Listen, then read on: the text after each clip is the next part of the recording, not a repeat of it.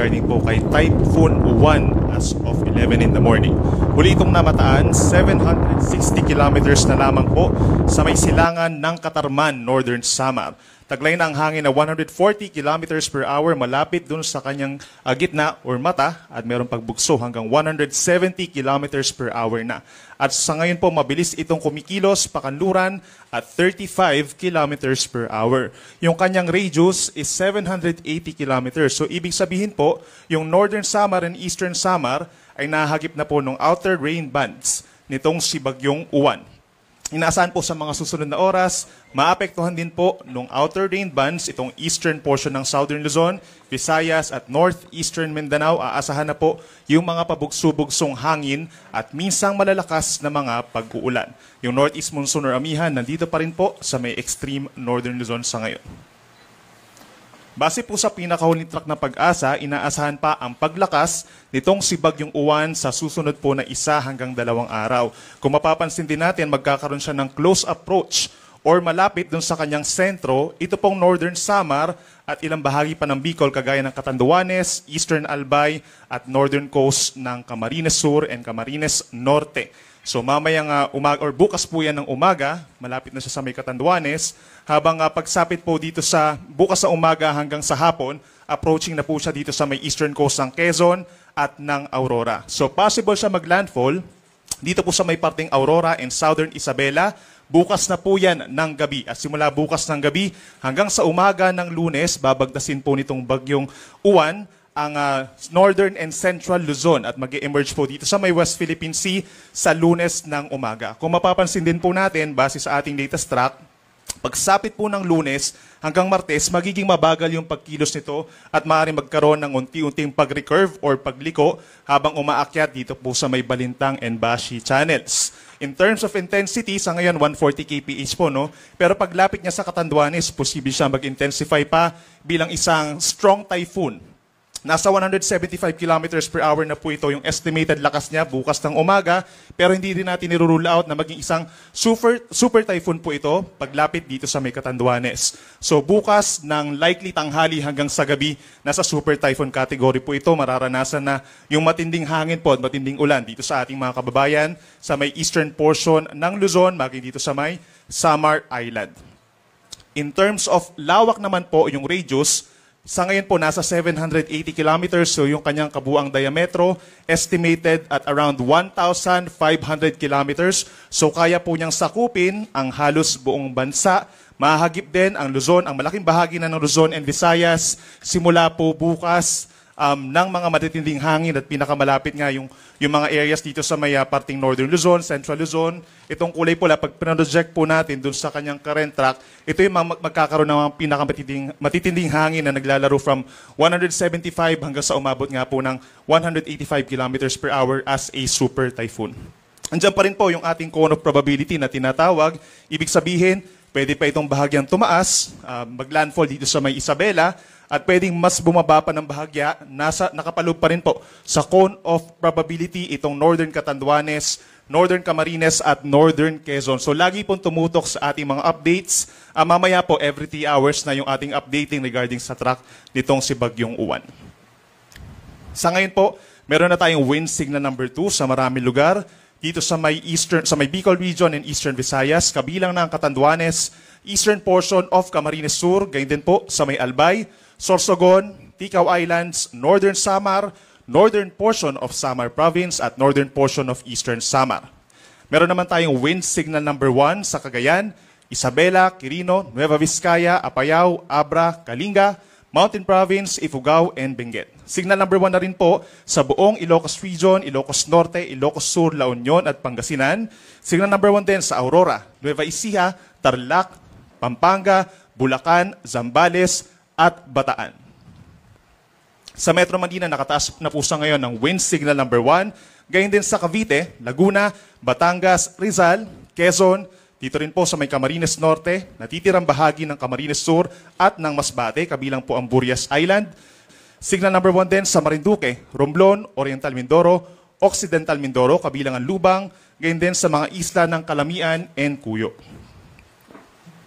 At pagdating naman po dito sa Visayas, signal number 1 din sa natitirang bahagi ng Samar, rest of Eastern Samar, gayon din sa Biliran, Leyte, Southern Leyte, northeastern portion ng Bohol, northern and central portions ng Cebu, kabilang ang Bantayan and Camotes Islands. Signal number 1 din sa northern portion of Negros Occidental, northern and central portions of Iloilo, Capiz, Aklan, northern and central portions of Antique, kabilang ng Caluya Islands, at signal number 1 din sa Dinagat Islands and Surigao del Norte. So kung mapapansin po natin, yung ibang lugar dito sa may Luzon and Visayas, hindi pa natin talaga mararamdaman within the next few hours yung mga pabugso-bugsong hangin. Pero simula po mamayang gabi, dahil simula po kahapon, nagtaas na tayo ng wind signal sa may Bicol Region, Eastern Visayas, and Caraga. Most likely po mamayang gabi mararamdaman na nila yung mga pabugso-bugsong hangin. In terms of wind signal, tataas pa po yung ating mga babala sa hangin dito po sa mga posibleng pinakamalapit dito kay Bagyong Uwan. So maaari tayong magtaas ng hanggang wind signal number 5. So equivalent po yan sa 185 kilometers per hour na taglay ng hangin. Posibleng makasira po ng magkaroon ng severe damage for light material structures. Possible din po na makapagpatumba ng ilang puno at poste ng kuryente. And as a result, nagkakaroon po tayo ng malawakang brownout. Possible din po na maapektuhan yung ating supply ng tubig at yung linya ng komunikasyon. So dito naman po sa Metro Manila at mga nearby areas, worst case scenario po natin ay signal number 2 and signal number 3. So lagi tumutok po sa ating mga babala, sa ating TCB, and yung signal number 5. Kung babalikan po natin yung ating track, ito yung mga areas na posibleng magkaroon ng signals number 4 and number 5. Yung hilagang bahagi ng Bicol Region, gayon din po ang ilang bahagi ng Calabarzon, Central Luzon, at timog na bahagi po ng Northern Luzon, Cagayan Valley, Cordillera Region, and Ilocos Region. Pagdating naman po dun sa ibang lugar, sa Palawan, Visayas, and Mindanao, mapapansin din po natin na may pabugso-bugsong hangin. Yan po ay epekto na rin ng outer cloud bands nitong si Bagyong Uwan dahil ito po ay napakalawak. Today and tomorrow, the rest of Visayas and some parts of Mindanao as well as Palawan. Habang pagsapit po ng Lunes, malaking bahagi pa rin ng Luzon and Visayas. Bagamat nakalampas na sa West Philippine Sea itong si Bagyong Uwan, makakaranas pa rin po ng pabugso-bugsong hangin. Isa pa bukod po sa napakalakas na hangin, meron din po maaasahang malalakas na mga pag-ulan dahil po kay Bagyong Uwan. Within the next 24 hours na po, o habang lumalapit itong bagyo dito sa may Bicol and Samar, aasahan na po natin yung higit sa 200 millimeters na dami ng pag-ulan dito po sa Camarines Norte, Camarines Sur, Catanduanes, and Albay. So 200 millimeters or higher. Yung impacts po ng ganun karaming ulan ay magdudulot ng widespread na mga pagbaha, hindi lang dun sa mga mabababang lugar. Possible din po na magkaroon ng pag-apaw ng mga kailugan natin, lalo na yung mga major river basins, yung mga nasa major river basins po natin dito sa may Kabikulan, at possible din po na magkaroon sa mga bulubundukin na lugar ng mga pagguho ng lupa. Possible naman po yung 100 to 200 millimeters sa dami ng ulan within the next 24 hours. Dito sa may Quezon Province, lalo na yung hilagang bahagi ng Quezon, including Polillo Islands, Masbate, Sorsogon, Northern Samar, Eastern Samar, at maging dito sa may Marinduque. So nandyan din po ang banta ng mga pagbaha at pagguho ng lupa. Meron naman tayong tinatawag na localized flooding kapag meron tayong kulay dilaw or 50 to 100 millimeters sa dami ng ulan.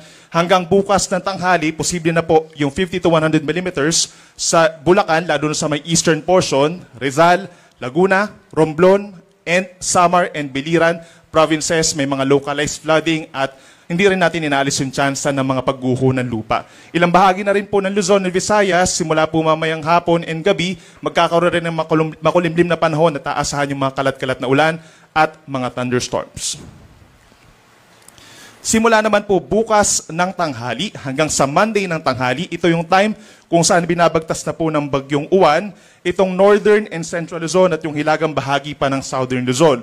So meron po tayong more than 200 millimeters na dami ng ulan na ine-expect po dito sa halos buong Northern Luzon. Halos buong Cagayan Valley except dito sa may Batanes, buong Cordillera Region, buong Ilocos Region, dito rin sa hilagang bahagi ng Central Luzon, Aurora, Nueva Ecija, Tarlac, and Zambales.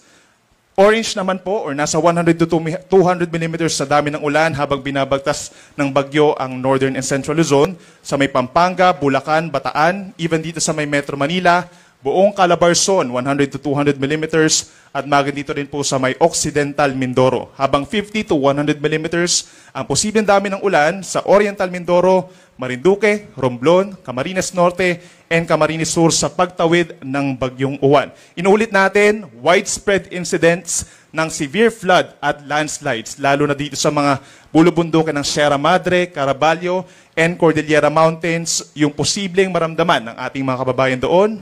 We are advising po yung ating mga local government units to have close coordinations po with our public po. No? At yung ating mga public, make sure po na sumusunod tayo sa ating mga local government units, sa ating mga disaster responders po para maiwasan na yung anumang additional po na mga sakuna. At pagsapit naman ng Monday ng tanghali hanggang Tuesday ng tanghali, ito yung time kung saan nandito sa may Balintang Channel, itong si Bagyong Uwan. So asahan pa rin po yung 100 to 200 millimeters na ulan. Dito sa may Benguet, possible po dito sa may western side, yung windward side kung saan nanggagaling nga po yung hangin, mataas ang tsansa ng mga pag-ulan doon, habang posible pa rin yung 50 to 100 millimeters sa dami ng ulan over the entire Ilocos region, dito rin sa may Batanes at sa may Zambales. So nandyan pa rin po ang banta ng baha at pagguho ng lupa.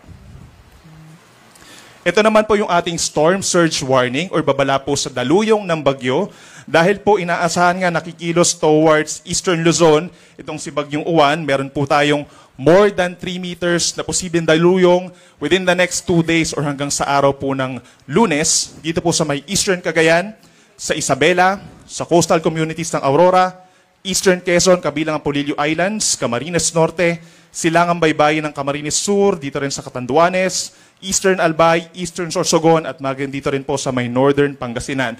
With a strong emphasis po dito sa mga areas na may tinatawag natin na parang concave po or parang nakaharap na parang pa-enclose. Kumbaga dito po, for example, sa may Aurora in Quezon, kung mapapansin po nila, parang nakapaloob or parang nakaharap siya for most of the bagyo. No? Nakaharap yung kanilang coastal community. So mas mataas yung chance na magkakaroon tayo ng 4 to even 5 meters na taas po ng daluyong. Kung mapapansin din po natin, dito sa may Northern Pangasinan, possible din po na humigit sa 3 meters dahil nga doon sa tinatawag na concave o yung papasok, yung lakas ng hangin, so ibig sabihin, mas pumapasok din po yung mga pag-alon doon. Yung orange naman, nasa 2.1 to 3 meters yung taas ng daluyong or nasa isang palapag po ng gusali maximum dito sa may Northern Samar, maging dito sa mga baybayin ng La Union at sa coastal communities pa ng Northwestern Pangasinan sa may Lingayen Gulf. 1 to 2 meters naman, possible pa rin po dito sa may Eastern Samar, Dinagat Islands, Siargao Island, maging dito rin po sa coastal communities ng Batanes, Northern Cagayan, Ilocos Norte, Ilocos Sur, Western Pangasinan, hanggang dito po sa may Zambales, Bataan, even dito sa may Pampanga, Bulacan, Metro Manila, Cavite, hanggang dito sa may Batangas, posible po ang daluyong na 1 hanggang 2 metro, mataas-taas pa rin po yan. So make sure din po na coordinated tayo sa ating mga local government units, yung mga nakatira po sa mga malapit po sa mga baybayin, lalo na yung mga nasa coastal communities po, para sa possible evacuation or rescue. Para naman po sa gale warning o yung taas ng mga pag-alon, malayo sa pangpang po ito, no? Possible yung hanggang 6 na metrong taas ng mga pag-alon or nasa 2 palapag ng gusali, maximum po sa mga baybayin po ng Catanduanes, Eastern Coast ng Albay, Eastern Coast ng Sorsogon, Northern Samar, and Eastern Samar. But most likely po, ito po ay meron ng mga sea travel suspensions dahil bukod dito sa gale warning, meron na po tayo nakataas na tropical cyclone wind signal for safety na rin po ng lahat.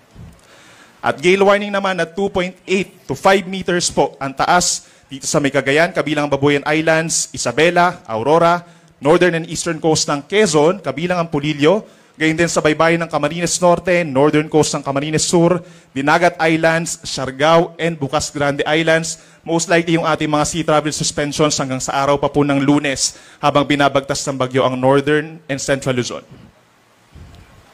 At ipopromote na rin po natin bago matapos yung ating presentation, yung hazardhunter.georisk.gov.ph. Kung pupunta po kayo sa website na ito, makikita natin yung mga areas na possible po na high risk or moderate risk or low risk pagdating sa mga iba't ibang mga hazards kagaya po ng mga pagbaha or landslides, pagguho ng lupa. Makikita nyo po dyan, no, pag itadrag nyo or itatype nyo po yung inyong lokasyon, nakaspecify na po doon yung ating mga different parameters